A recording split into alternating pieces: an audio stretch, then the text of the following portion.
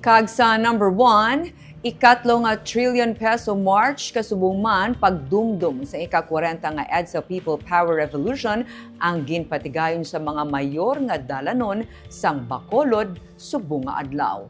Ginsugdan sa isa ka misa sa steps sang provincial capital nga ginpamunuan ni Bacolod Bishop Patricio Buzon ang panawagan sunod sa obispo hindi pwede nga malipatan ang natabo sa EDSA. Panawagan man ini suno kay Buzon sa pag-repent bangod ginusika ng kuntani mga nalapod sang EDSA kag karon dapat nga mangin responsive ang pumuluyo kaangay na lamang sa pag-away kontra korupsyon kag sa political dynasty. 40 ka tuig ang nagligad ginupdan sang simbahan ang panawagan sang pumuluyo para sa pagbag-o sang panggobyerno. Subong, kadungan sang ika-40 nga anibersaryo sang EDSA People Power Revolution, kaupod sa gihapon sang nagkalain-lain nga sektor ang kaparian kag mga madre sa pagpanawagan sang pagbag-o sa panggobyerno sa Pilipinas. Ginsiling sang Secretary General sang Bayan Negros nga si Noli Rosales humalin sadto sa panahon sang amay nga Marcos isyu ng korupsyon sa gobyerno kag sa subong isyu sa gihapon ang korupsyon sa administrasyon sang anak nga Marcos. Panawagan nilang pagkakasa pwesto sa kay President Ferdinand Marcos Jr. kag Vice President Sara Duterte bangod sa pila ka mga isyu sang korupsyon nga ginahaboy sa duha.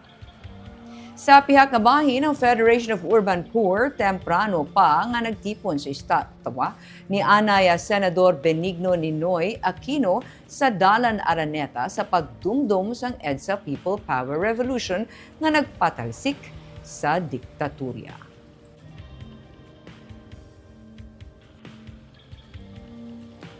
Katako nga celebration ini para sa aton.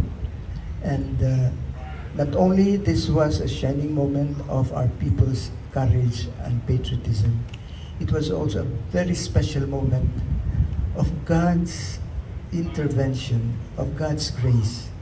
And really it was a miracle of God's grace. So it's just proper that we celebrate this very, very important event in our history. Isa ang pagkimura sa ika-40 no nga EDSA Revolution. Padayon gyapon no ang amon pagpanukot labi na sa bagong alansang makabayan upod sa talain-lain nga mga sektor. Yung padayon namo nga pag-away no sa panahon sang amay nga na, grabe ang human rights violation, grabe ang corruption man sa panahon ni Marcos Sr. Subong sa kay Marcos Jr. naman, wala nagbago ang amon ni sitwasyon. Padayon gyapon ang panawagan naman, padayon gyapon amon pakig-away para baguhon ang sitwasyon sa malapad nga pumulo, especially ining laplagon nga korupsyon.